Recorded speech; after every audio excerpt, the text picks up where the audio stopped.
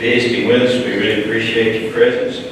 We finished up, or almost finished up, the book of Ephesians last week. We didn't talk about some of those last 2 or 3 verses there, talking about Titus, who was the deliverer of that letter, and some things that Paul said there, just basically closing out the book. He closed it out like he does most of his letters, talking about grace and peace, his sort of wishes for them. Is there anything that you want to ask about or comment on in those last, verses 21 through 24, the book of Ephesians, therefore we jump into the book of Philippians? Okay? Again, if you're visiting with us, we appreciate your presence. We start this study. It goes like our last study. We'll be in this for a few months. The book of Philippians is just a wonderful book. And I guess, in all honesty, you can say that about any book of the Bible. When you think about God's Word, we have it for a reason. We have it for a purpose. And although some books are maybe easier for us to follow, some may touch our hearts in a little different way than others. The point is very, very obvious. With others, you have to dig deeper to see what it is that God is wanting us to know. But just the same, any study of the Bible, there are lessons for us, and that's why we have it. Why we have the books that we have. Say all that to say that the book of Philippians is just a real joy, and that is the theme of the book. I have 2 different notes. One, that the word joy or rejoice, rejoicing is found some 20 times. And I got another note that says it's found 16 times. So I guess I want to go back and recount. But the idea is that it is here, and it is an overall theme of the book. What I want to do this morning is just give a sort of an overall introduction, and we'll back up and give a little deeper introduction to the book. One of the things that I think is very, very vital, and that is to understand the background, the introduction to the book, so that we don't misrepresent in some way something that is said. Many of the things that are taught that are false and are things that are simply taken out of context, or things that basically ignore who the writer is, who the recipients were, what the occasion of the writing is, what the problem, the circumstances are. So anytime that we're studying the Bible, it's very, very important for us to consider all of those different things. This particular book was written by the Apostle Paul, and it was written while he was in prison in Rome.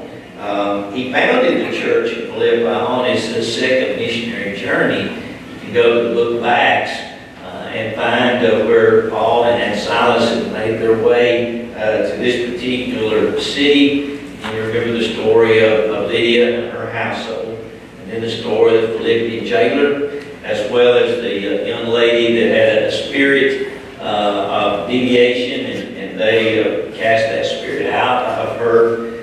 Then everything with the jailer, with the earthquake, and his conversion. So it's a very interesting chapter, very familiar chapter, but it gives us a background to some of the things that Paul did in the city of Philippi. This was the first European city to receive the gospel.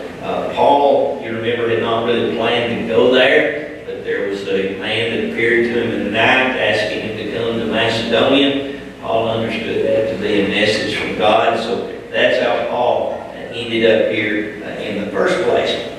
Now the letter, as we noted, is a letter of joy, but it's a lot like a missionary thank you.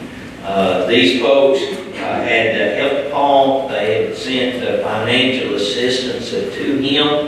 They were very dear to his heart. And so you see his thanksgiving to them and for them spread throughout the book. As a result of that, it's a very personal letter.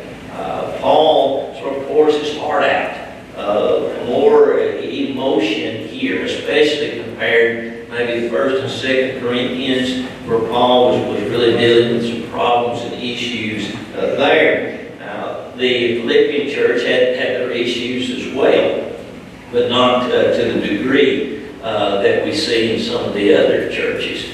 Paul expresses his joy. He wishes joy for them, but he expresses it.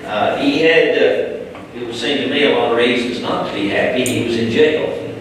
And here he was, innocent and not done anything wrong, but he was in jail, and yet we see him expressing joy and thanksgiving throughout the book. It's thought that there were some 10 to 15,000 people in the city of Philippi at the time of this particular writing. So it was a pretty good sized city, not a huge city, but a fair sized city. And Paul addresses this particular letter there to the church.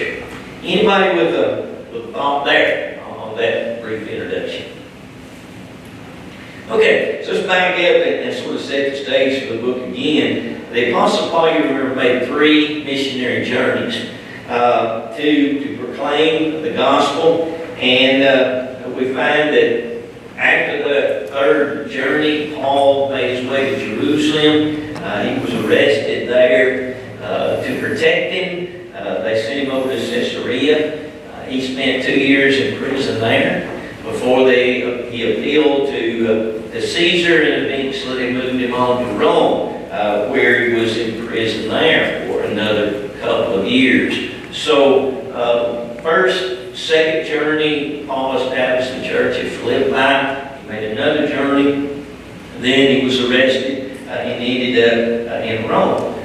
During this particular time, Paul's base for these missionary trips was Antioch of Syria. And you can go all the way back to Acts 4, the introduction of Barnabas, and the elders hearing about what was happening up in Antioch, and they sent Barnabas up there. And of course, Barnabas went, and when he saw the great work that was being done, he made his way over to Tarsus to seek out Saul, who evidently had returned there. You remember the conversion, Acts chapter 9, of Saul, and Saul made his way to Jerusalem. The apostles were afraid of him. So Barnabas steps in and introduces him and supports him. And evidently after that, Saul went back to Tarsus, and he was preaching there. So Barnabas knew where he was at. And so Barnabas went and got him, brought him over to Antioch, and that began this relationship and this series of missionary trips that they took. The church at Philippi then would have been a result of the missionary efforts out of Antioch. On the 1st journey, you remember, Paul and Barnabas, or Saul and Barnabas, they took John Mark with them, and we find that after this particular trip, they had the Jerusalem conference, Acts chapter 15. There were really no plans for a second missionary trip at that point. But after a period of time there in Antioch, Paul suggested to Barnabas that they go back and check on these different churches to see how they fared. So in the latter verses of Acts 15, this discussion took place. You remember that Barnabas wanted to give John Mark another chance. Paul didn't. We don't know all of the particular details. We just know that these two good men had a real argument. It was an argument so strong. Barnabas felt so strong about John Mark. Paul felt so strong against him that they went their separate ways. It's interesting how they handled that situation, and I think that here's just a great lesson for us. Whenever we have a disagreement in these areas of opinion, and that's what this was. All sorts of things happen. I have experienced, and maybe you have too, people get mad. Sometimes people quit church.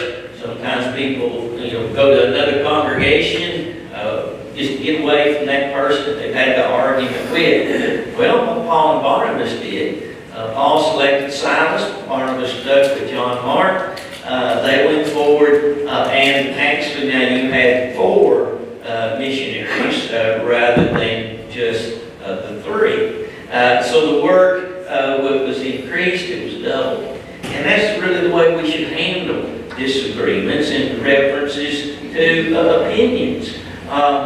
You have yours, I have mine. We may never agree on those particular areas, but it is not something that we should allow to come between us and God, and definitely not something that should stop us from doing the work and worshiping as we should, and even fellowship as we should. Anybody with thoughts there on that sideline lesson? Okay, during the process, there was a young man in Lystra by the name of Timothy. He had been converted when Paul and Barnabas were on the first missionary journey. So Timothy now becomes a part of these mission efforts. And we mentioned that while at Troas, Paul had the vision of the man of Ethiopia. Paul had intended to go sort of circle back into Asia. If you flip over to one of your maps there in the back, you can look at these cities. He took this to be a message from God. And so rather than going and circling back towards Antioch, they went on to the west and came eventually into the area of Macedonia, and Philippi was one of the cities in that particular area. It's also interesting as you're reading there, Acts 15, 16, in that area, that Luke, who wrote the book of Acts, now he begins to say, we did this, and we went there. So what you have now at this point in time is Paul, Silas, Timothy, Luke joins them at that particular time. And one of the things that sort of is a sideline point of interest, I think, as well, is the fact that, when we look at it from our side, Paul must have not completely understood exactly why God wanted him to go in that direction. But as we look at it, Paul was particularly suited to preach to that group. The colony was a colony made up to a great extent of retired Roman soldiers. And there was really no big Jewish population in Philippi. So Paul, being a Roman citizen, plus the education that he had, he was very qualified to go in that direction. Peter and others could have taken care of cities back in Asia, as it were. So we see God's providence and God's direction here, likely putting Paul in a position where he was better suited than Peter, James, or John, or some of the others probably would have been. The city of Philippi, it was unlike any of the other cities that Paul preached to in any of these particular journeys. Again, a very strong Roman population there from the standpoint of these retired military. But these people were not as skeptical as the Greeks were in Athens, and you read there in Acts 17. And they did have the tendencies towards a lot of the sexual pleasures and the immorality that Paul faced in his visit to Corinth. So these people were just a different group of people. And I guess you could say that from community to community, or country to country, or city to city, even today. The city got its name from Philip II, who was the father of Alexander the Great, and it eventually was named Crete, and it was a part of Macedonia. But Philip came along, and he basically named the city for himself. I guess if you were a soldier in the army or a conqueror or ruler, you could name it whatever you wanted to name it. That's what he did. The city, again, was unusual because of some of the things that happened, some first, we would call them. The gospel was first preached on European soil in Philippi, as the gospel was being spread in that direction. The first conflict against Christianity by heathens took place in Philippi. Prior to this, the conflicts had pretty much been from the Jewish people as they followed Paul and others from place to place and wanted to hold on to the law of Moses. At this point, we find that there was a conflict and it didn't per se have anything to do with the Jews. It was in Philippi. The first time the question, "Sirs, what must I do to be saved?" was asked specifically. Other places like Acts 2 and others, that they wanted to know what to do. But the Philippian jailer, very specific in his question, what is it that I need to do to be saved? Also, it's interesting that the first converts in Philippi were women, Lydia and her household. And although Paul had been forbade to go into Asia, pointing towards Europe, where was Lydia from? She was from Asia. So here she was, some 300 miles from home, in Philippi.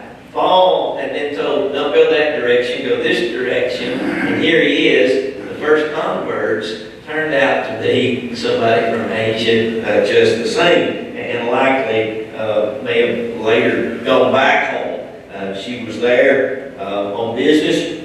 I don't know exactly how permanent that may have been. And in Philippi, the official language was Latin, but the most common everyday language that was used was Greek. And again, Paul was highly qualified to deal with these different languages. Philippi was a military colony, not a mercantile city or colony like a lot of the others were. And basically, in Philippi, you had it made up of Romans and Macedonians, and they made up the majority of that city, as we noted. Not a great Jewish population there, and one of the reasons we know that from the biblical standpoint, in Acts 16, there was no synagogue. And basically, it took 10 Jewish families, 10 men, heads of the house, to establish a synagogue. And there was no synagogue in Philippi, thus these women were down at the river. They were worshiping there. So not a lot of Jews at this particular point.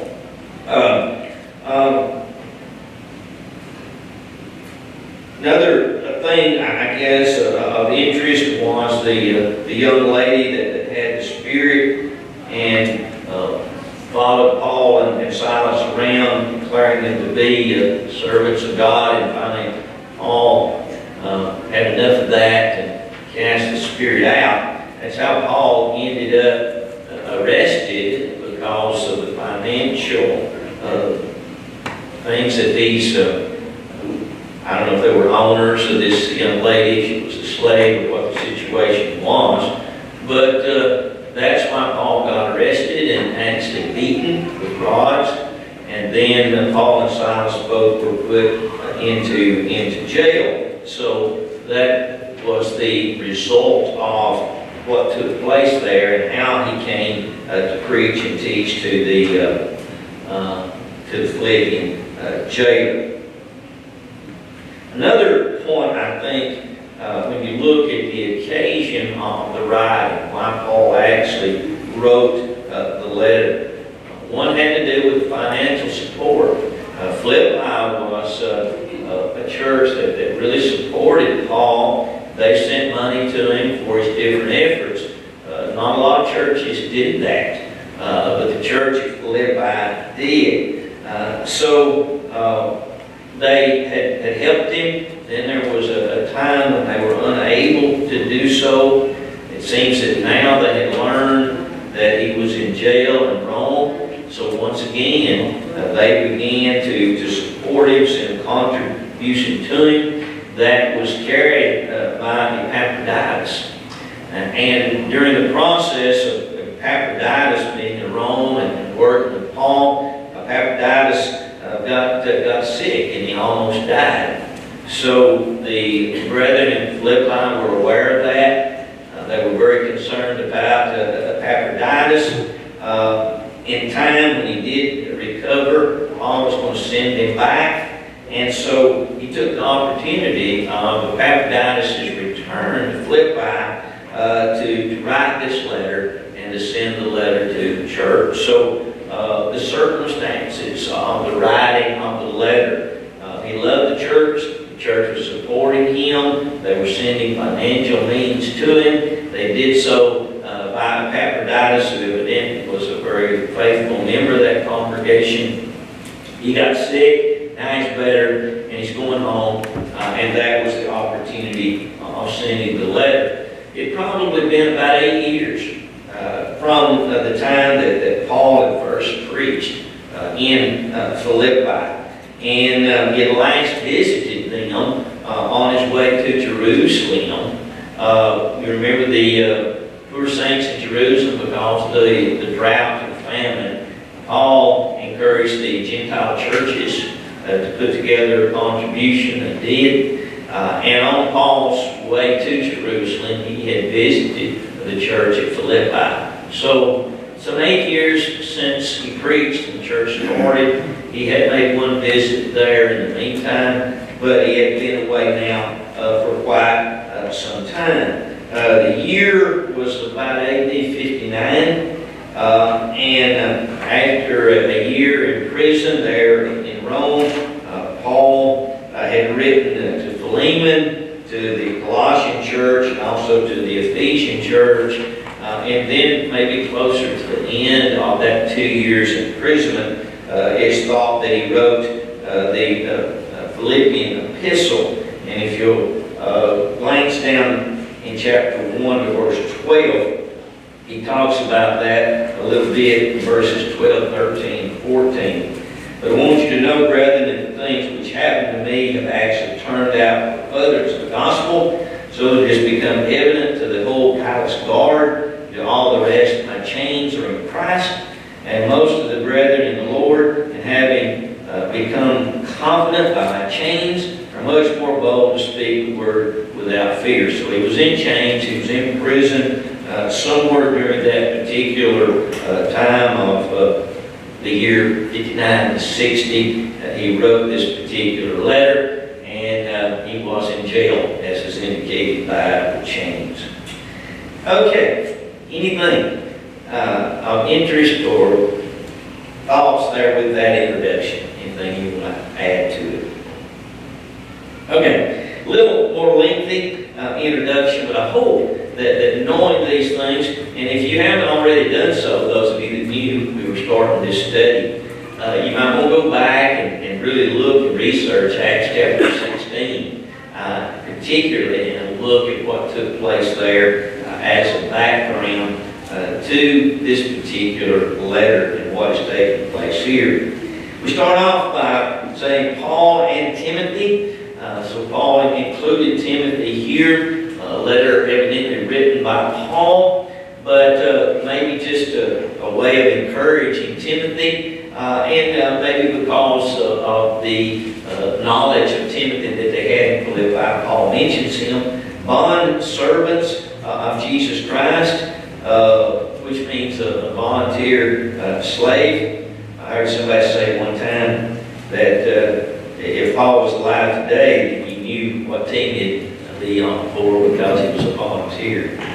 I guess that was a big football person, I don't know.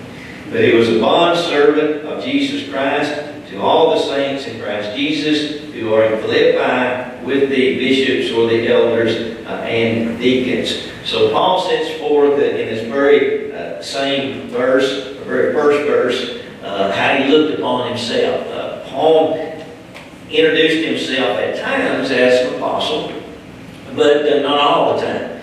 He seemed to have introduced himself as an apostle when there were doubts about that. There were those that, because Paul was not a part of the original 12, did not look upon him as a true or genuine apostle. And so he had to defend himself. He had to explain that. There was no per se need for him to do that. Not that he was backward of introducing himself as who he really was. He was an apostle. He was an ambassador. And yet, it seems to me that what he would have liked to have done every time is introduced himself in this way as a bondservant, as a voluntary slave of Jesus Christ. He was interested in what the Lord was interested in. And basically, a slave, a bond slave, has the interest of the master first and foremost. And that was the attitude that Paul had, to be that type of a volunteer, that type of a slave. And he was desirous of being recognized and known as that type of a slave. He uses bishops. It is plural. Other words, overseers, elders, presbyters, pastors. It's always plural, so there's always more. This sort of flies in the face of the popular pastor system in our world today, the denominational world. There was not one pastor, there were at least two or more established or appointed in each of these congregations. The preachers were simply ministers or evangelists, and although many times the elders, bishops did a lot of preaching and teaching, they were recognized in this particular area. And of course, he talks about the deacons here as well. You can go to 2 Timothy and Titus chapter 1 for the qualifications. Saints, he addresses it to all the saints. That simply means those that were set apart. So it was addressed to all of the saved people. A saint was not, again, recognized as maybe that term is used today in the religious world, seemingly to indicate someone that maybe is above and beyond us normal folks. It's not used that way in the Bible. A saint was simply one that was set aside. Thus, as Christians, we would be saints as well, set aside for the work of God. He's very commonly used, as he does here in the next verse, grace to you and peace. Grace is favor, basically favor not deserved. Paul uses that introduction more times than not in emphasizing the fact that God had blessed them and God had been good to them. Peace is also used, has to do with the right relationship with God. Citizenship in Philippi was very important to the Romans. And it would have carried a great deal of weight with them to have recognized that relationship also was very, very important when it became spiritual matters. And Paul recognized that as well. Peace with God, a proper relationship with God was very, very vitally important. Anybody with a thought there?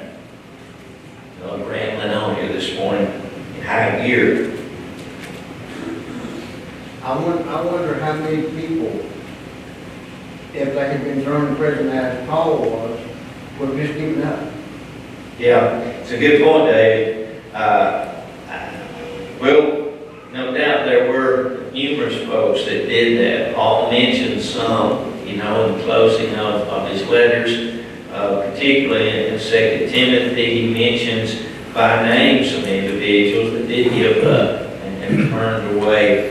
To think about this letter and to think about the fact that it is a very, very happy letter and it's a very joyous letter, and to realize that Paul's sitting there in that old prison. One of the things that maybe I'm trying to remember, I guess I was studying this in the Bible camp.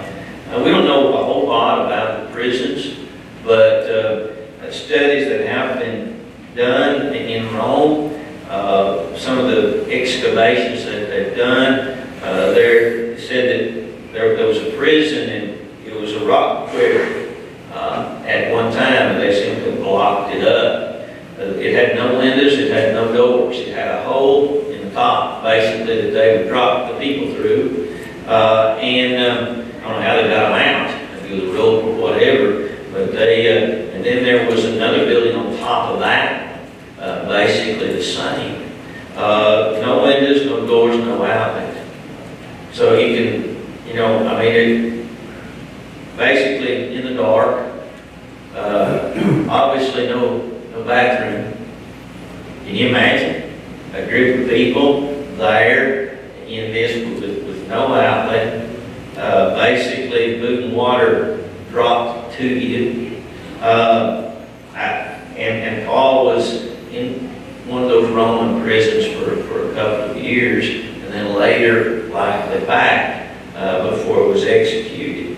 So it does say a lot about his courage, his strength, his resolve, and even though he's in prison, he's still writing or dictating. It makes you wonder, it mentions Epaphroditus. Onesimus was another one that was there. Luke, who did the writing, was a physician. Don't know if he was actually in prison or if he was just there, visiting Paul.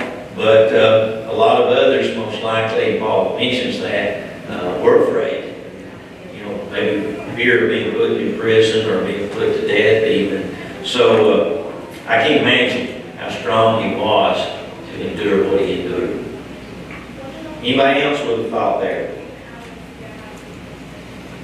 Okay, I think our time is, we're right now with just a few seconds or minutes to go, but we'll stop right there and we'll take up with that first major paragraph in verse 3 next week. But again, I encourage you to go back and read in the book of Acts. I think that rehearsing some of those things that we've talked about a little bit gives you a really good background. Some of the letters we don't have that much, but with the book of Philippians, particularly Acts chapter 16, I think you'll enjoy that. And then we'll take off with verse 3 next week.